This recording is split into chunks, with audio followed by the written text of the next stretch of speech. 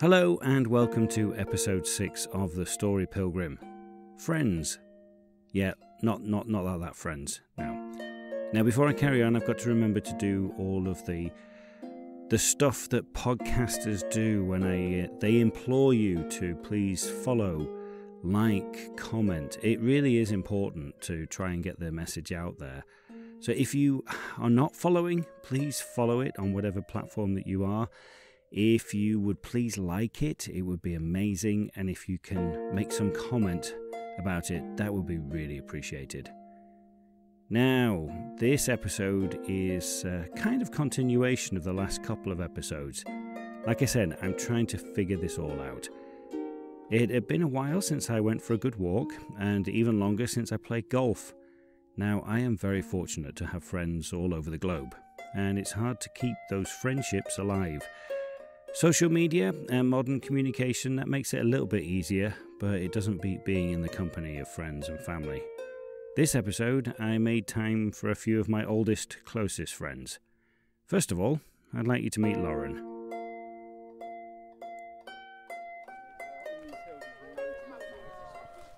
Just because of that. Sure. But yeah, I when Charlie was at the pageant, I had a Saturday free. Just one Saturday free, just to do whatever I wanted. Nice. And I was like, you know what? That's what I did. I went on a pilgrimage. That's basically what I did. I did something I couldn't do with the kids. Not even sure if Charlie would be able to do the whole thing. I mean, she's a very good walker, Charlie. Yeah. She walks for miles and miles and miles. They said that about you? But About themselves? I walked from Dorking up Leaf Hill that you saw. Yeah, that wasn't over this one. I just beelined over all the hills, just went over Pitcher as well, and I walked to essentially Guildford and back. There's a lovely church on the hill on the Pilgrim Trail. Okay. Just as you're getting towards Guildford, it's called St Martin on the Hill, and you can't access it except for walking, right? You have to walk to it. Oh wow, okay. Because the car park's at the bottom of the hill. You know, right. Okay. So there's a sandy track all the way to the top of this hill. Okay. And you can take a horse up there, I suppose, but it's pretty steep. Yeah. So a lot of people don't go there unless you're on the pilgrim route, you know, they're doing it purposely. But the views from it come right up the valley here, all the valley with these hills in the background. Yeah. And it just looks beautiful. It's amazing. Wow.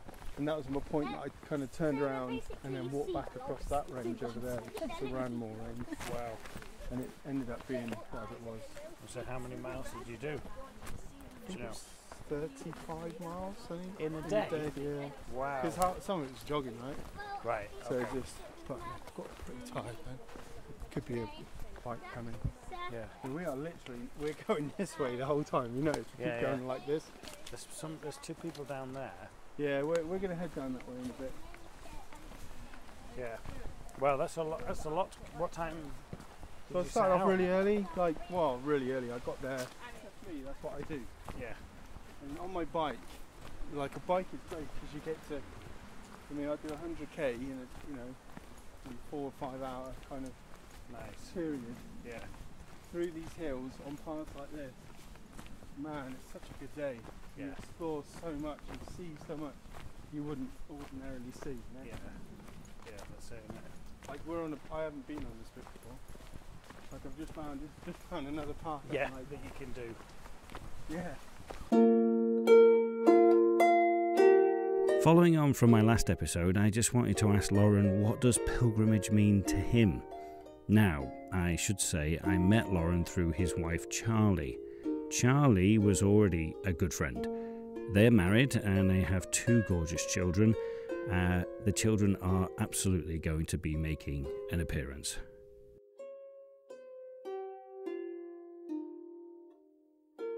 We're talking about the Pilgrim's Way and stuff. What to you is a pilgrimage? And if you could go anywhere on a pilgrimage, good question. What would it be? Where would it be? Ooh, good question. It's a really good question. I think a pilgrimage is definitely something that's connected to faith. I think whatever that means for anyone. Yeah. Right. Whether it's faith in yourself, like learning about who am I. Yeah. But also faith in something else, faith in the world, faith in people, right? So I think faith means something different to everyone, and for me, I think faith means it's me and God, and I find God in high places, right? So it'd be somewhere high. Yes, definitely.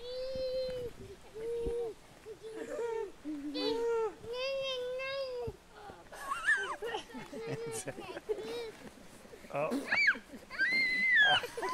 It's a perfect recording. Oh, This and is- the coat's This down. is the reality of This is it. having a toddler with you on a hike.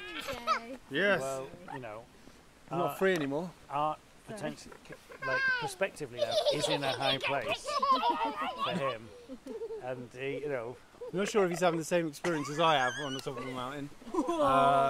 It's just a Something to do with about not being free. Whereas I feel free. he's Oh, completely. he's knackered out of his brain. That's what that is. He can't even think straight right now. Oh, should I keep going? Yeah. So where would I go? Is Where the would you question go, yeah. based on what I just said to you about what my faith is Yeah.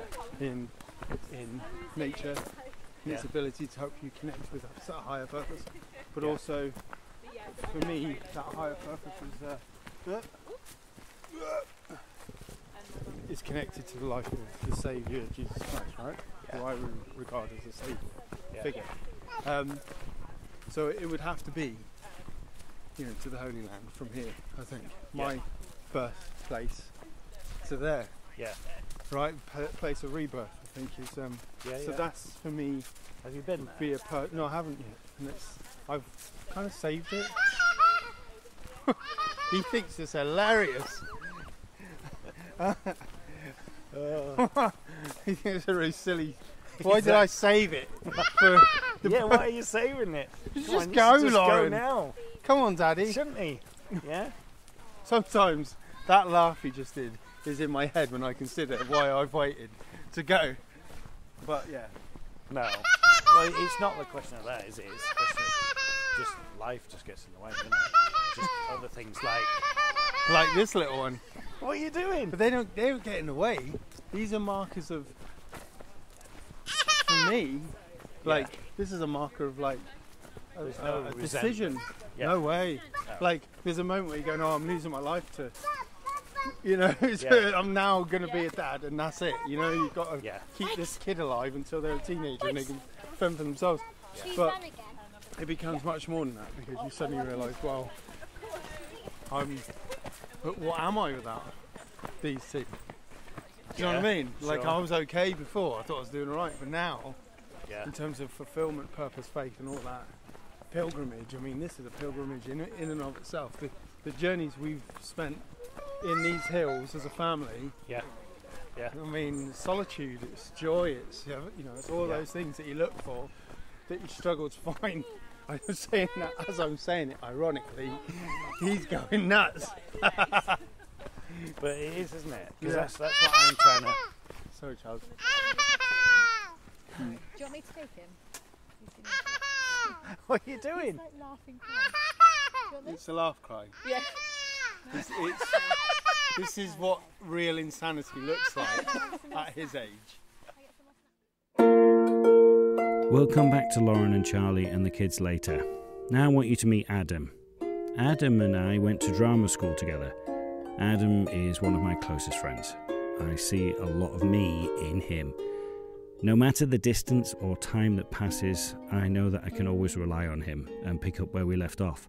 I've known him for nearly 18 years now. He lives near the Ridgeway, a beautiful walk, and also a certain hill that I am absolutely certain he's made the name up of it.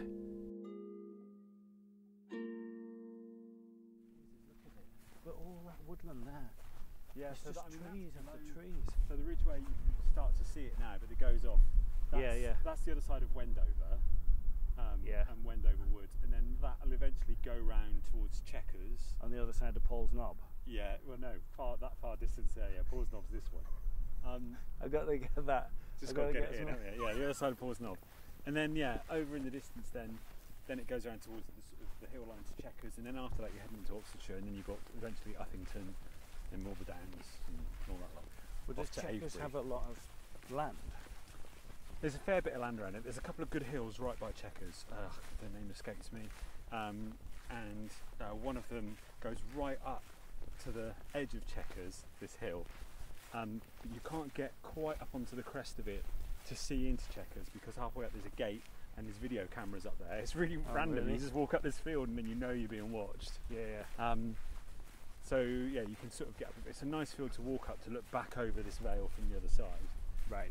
It's near a place called Great Kimble, I think, or Little Kimble, which one is it? Okay. Well, there's some, but that's also there's so many interesting names, isn't there? Like, is it Gubbleston? Gubblecote. Gubblecote. Yeah. Coming through. The funny thing about Gubblecote is that right next to the Gubblecote farm, Gubblecote Sign, is a farm that farms turkeys. So you might have seen there's a giant painted turkey head. Yes. Yeah, that they've got on board that they've got stuck into a round bale. Yeah. But because I always think it's because it's like gobble gobble. It's like a turkey noise, and it's like, which came first, Gubblecote, the name, or the turkeys? Well, there you go.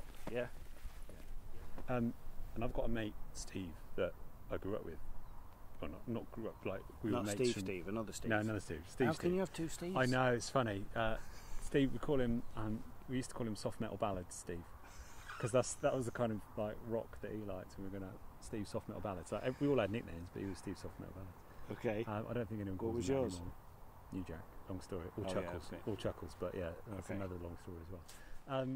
The other side of it is that because I'm still in the acting business, they get live, real-time experience and information from me. Yeah. So Yeah, exactly. yeah. No, it works. That's great. It's really good you've got that. Here you go. See, so now every time I walk up here, I just think about my A-level geography lessons and all the sort of ice flow and whatever else has occurred around here. Yeah. All I remember is Oxbow Lakes. Oxbow Lakes, what's that? Oxbow Lake. How you get our river creates an Oxbow Lake. Oh God, mate, you've got I've forgotten that. I don't know why. That's the only thing I really remember. No, I remember. You know. I think of things like fluvial deposits, fluvial deposits, and things like that, and scree, and Yeah. Well, what are we seeing here then from your A-level geography? something flowed down here and took all that away. Right. Okay. How's that? Fluvial deposits. Ooh, we are getting technical, aren't we? Adam has many pursuits and passions. He, like myself, loves to keep himself busy.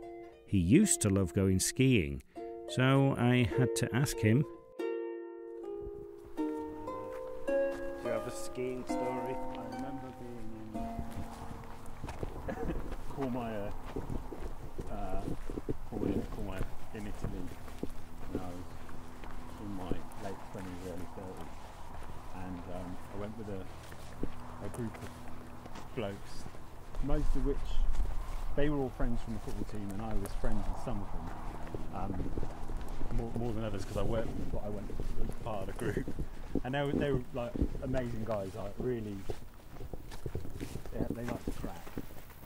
We were in it was like 9 o'clock at night, and so we'd come off the slopes, and in a lot of places, Cornwall included, like you come off the slopes, you go to a bar for an après drink at sort of, I don't know, half 4, 5 o'clock, and with your beer they give you a free pizza. Okay. So we ended up like, you know, classic Brits, like, oh yeah, look, free food, brilliant. Yeah. So we just like end up staying there, forgetting that we're going back to the chalet for dinner later on, you know, just getting the pizza down us because we've got the munchies. Yeah.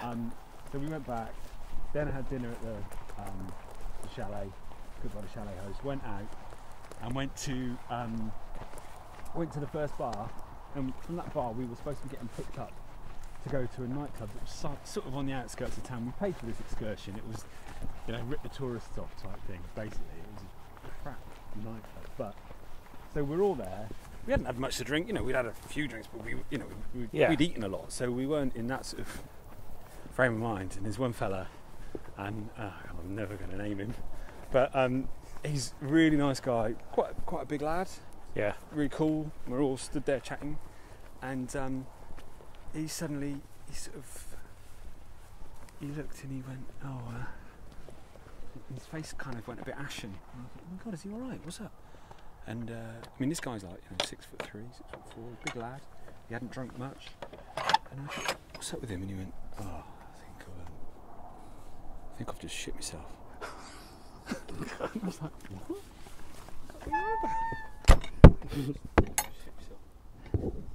How have you just shit yourself? Yeah. It's not like we were like sloshed. Yeah. He just, and I don't know what had happened. He'd eaten something or whatever. And he just stood there and he went, oh, what are we going to do? I don't know. So he went into he obviously couldn't go anywhere. He couldn't walk out and go to the chalet because his cats were full of cats, like cats full of cats. So he went into the little, I remember it was just like a cubicle toilet, and he went in there, and he was in there sort of 10 minutes or so, and we didn't tell all the lads, there's just a couple of us that heard him say it, and we're going, like, what's he doing? He come back out, and he went, yeah, I've got to go back to the chalet, Chip, and put some fresh clothes on. All right, yeah, you coming back? Yeah, I'll be fine, yeah. All right, okay. So he did, he went back and he came and we carried on the night. Turns out, whilst he was in the toilet, he didn't know what to do, so he took his pants off, lifted the cistern off, and stuck his pants in the cistern. Oh, God. In panic, and left him there. Just left him in there? Yeah, so when they had a plumbing incident at some point, and when obviously they realised the ball cock wouldn't float or whatever it is, they're going to find his pair pants. of soil pants. Oh, God. So it's not really a skiing story, Yeah, it's more of a holiday story, but yeah. Wow. So That's hilarious. Yeah, that should never be talked about, really. Stories that should never be talked about. Of course, that's absolutely fit for this podcast. We are the Story Pilgrim, after all. Meanwhile, back with Lauren and Charlie, it was time for a change of who was carrying the baby.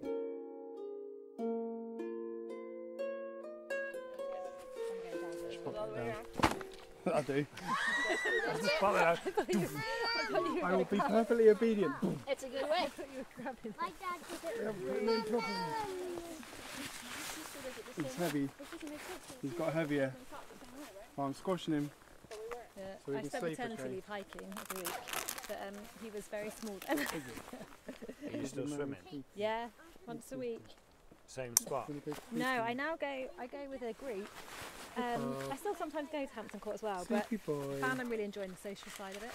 Nice. So they're called the Teddington Blue Tits, and they're a real mixed group of people in like the best ways. Like, I don't know, people from all sorts of backgrounds of life, and the group's now got quite a few hundred people on. So it's like, right, anyone want to swim 7 a.m. tomorrow? Oh, really? Yeah, I know. And then it's like you'll get 4 people join you or something. And Oh, that's cool. I went for a sunrise swim with the summer solstice. At like 4:30 a.m. we met, and there was about 30 of us. It was epic. It was amazing. Wow. That one stays still. So you're gonna make a. See, this is already a loop. Do you go This dipping one makes a new loop. in Brighton throughout the year? Not really. You should do it. Yeah. Honestly, You so brave the cold. Honestly, you get real big like adrenaline rush from doing it, and the Good for your endorphins are altitude, ridiculous. apparently. Yeah, Don't let that your end immune come out. Unless you have a heart attack, of course. They're not so good. No, fair enough. And you've got to feel safe. Yeah. You can just go to your waist and then sit. Yeah. Do a little head bump. Yeah, there you go. You've got to get it. Apparently, you've got to get the water. There's a bit on the back of your neck. At the top of the spine, at the top of the Oh, back. really? Yeah, and I think that's if you get if the cold water's on that bit of you for a certain period of time, like I think it's 7 minutes. That's what releases the depends on the endorphins. Oh, really? Sometimes you can't stay in it. So Well, yeah. That's what I love about Charlie. She comes across initially as being quite conventional, quite shy, but there is an adventurous, spontaneous side that I know she is always challenging herself. I love her for that. Adam. I've known Adam, like I said, for over 18 years. But there are still some things, basic things, that I don't know about him.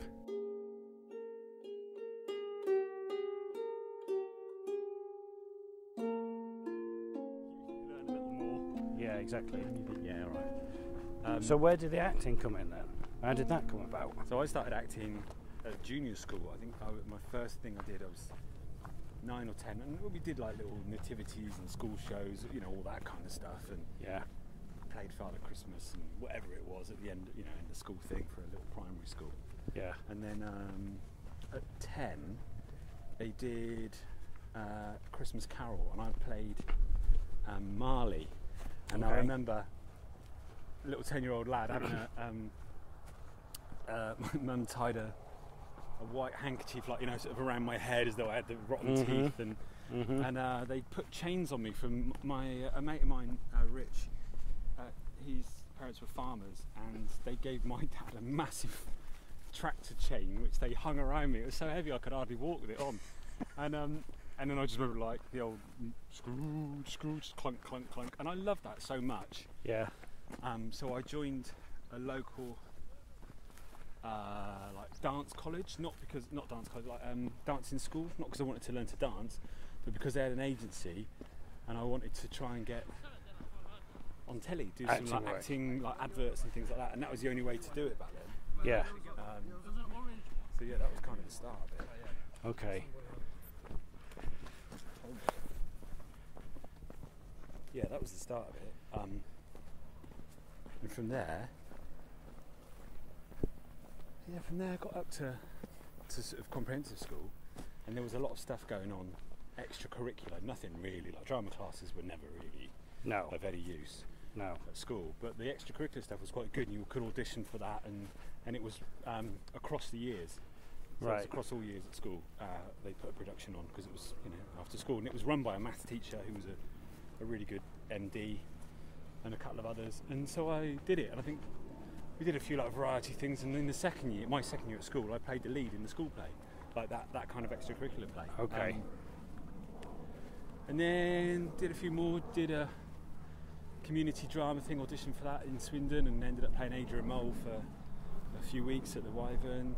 Okay. When I was 14, and then did loads of stuff. But I'd also already auditioned through this dance school I auditioned for Sound of Music at Bristol Hippodrome to play one of the kids. Okay. When I was 10. That was my first ever real audition. Yeah. And I got down to the last 6 out of about 250 kids on stage, and I had no singing experience really at that point. Okay. So that's when I started singing more. Yeah. And it turned out I had a useful singing voice, which was great. Yeah. And I enjoyed singing. And it went from there really, but I did loads of sort of semi-pro sort of shows. Yeah. With pro teachers but amateur actors. And it wasn't until I took a year off to set up a record label. So I left my job when I was 26 or so after my dad died. I thought I'll sod this. Took a year, took voluntary redundancy, set up a record label, did a couple of shows which were sort of semi-pro type thing, and the people running it were like, "You didn't have to go to drama school," and I was like, "What's drama school?" Just didn't know. That's what happens when you grow up in a small village in Wiltshire. No one tells you anything. Yeah. And you also don't find out how to access that information. You just don't know. And the internet was alive. Yeah. Finally by then, and I found out, auditioned for a few schools, got into Bristol. And the rest That's where is I wanted to be, and that was that. Wow. So it was always there then. It was always acting was always. I think I got my 10,000 hours in by the time I was like 17, probably 18. I'd done so much stuff. Done all the stuff. And always ended up playing the lead and stuff because there were never many boys in the show. So I played like Bugsy Malone or whatever it was. So I got all the hours in. Wow. Do you have much memorabilia from all of that? A fair bit. I've got like posters and programmes, and I've got all the newspaper clippings because when my mum died, that is awesome. Look at that. That's remote control. That's a remote control mower. It's huge though. It's a bucket. It's like some caterpillar tank. But he can sit on it, can he? Yeah, it's got a seat. Yeah. Is he not doing it just because it's so steep? It's too dangerous, probably. Yeah. He'll probably flip back. Yeah. Wow. I've never seen that before. No. I bet he's having a right laugh with that. He's having the right fun doing that. It's a strimmer basically. I was doing that to protect us. But is that petrol? Diesel probably. That'd be diesel. Yeah, that's pretty fascinating. Yeah. He's obviously brought it up on the back of that. Yeah. That's cool. Right. So I've got like quite a lot because when my mum died, I inherited everything, and books and books and books, folders of newspaper clippings and everything like mums do. Yeah. So I find it very hard to get rid of any of that stuff, so I've got it all. No, of course. Of course. So Yeah. 18 years of friendship, and I'm only just starting to get to hear these stories. It's great. Walking in nature not only helps to open up a person, but also makes the whole experience a little bit more real, a little bit more visceral. Walking in nature with Charlie and Lauren and the children also opened up conversations that we might not necessarily have had. It's always fun to see what they do to create fun. Yeah. Themselves, you know? Well, it fascinates me, like, I have very few recollections of my childhood. Yeah, I know, I'm the same. So, but like all of this that's happening now, Yeah. 5, I got 10, 15 years, they're not going to remember any of it. I know. They'll remember, oh yeah, we used to go on walks with mum and dad Yeah. up in these areas, but the actual stuff like that, Yeah. it's and I'm like, well, what is that? Does our mind become too full? Is Or is it life just so not important? harrowing at this age that our brain naturally just forgets all of it? Or it's like, Look at him. yeah, it's weird, isn't it? It's like if something drastic happened, yeah, probably your mind's going to go, oh, I need to remember that because that was really bad and I don't want it Yeah, to happen. that's right, yeah. But the other stuff, it goes, yeah, it's not really that significant. Yeah. I don't know what that is. It's interesting, isn't it? Yeah. Yeah, I think it's to do with, like, the fact that you and me are incredibly intelligent. We push all that memory out. There's other information. Is that what it is? Yeah. That was his. Yeah. That's what I But tell then- myself. That's what it is. Yeah. Yeah. It could have been. Well, but then you could say, well, if you are incredibly intelligent, then you should be able to remember it. You'd be able to recall it, wouldn't you? Yeah. You'd Your be able brain- to just like go back into that filing cabinet. So the thing I said is it's actually the opposite. I'm so thick, I can't remember. Can't remember anything. Rubbish! No. I don't like your theory. No. No, I like Well, my theory. Yeah, I think yours is Much better. Yeah. But that's the thing. I mean, you like I've always said, like, I feel we don't earn much as actors a lot of the time. No. But what we get is a life where we get to do other things. Yeah. Yeah. And you have to take advantage of those things that make up for it, for not earning much. But That's it. I would never want to go back to a 9 to 5 desk job. It wasn't me. It didn't suit me, and it didn't suit the way I work. So So that's the thing I'm having. I had 2 wonderful days walking with friends that I need to spend more time with. Gaining the introspective of others, especially those who are close to you, is invaluable. You can't really put a price tag on that. Again, connection. Building those connections with those you love whilst walking in nature. That's what life's all about. Well, it is to me. And that's all that matters, isn't it? To me. The Story Pilgrim was written and produced by Darren Hill. Original music written and performed by the amazing Anya Backer. Please follow this podcast to get the new episodes as soon as they're published. Please like, rate, comment and share with those that you love.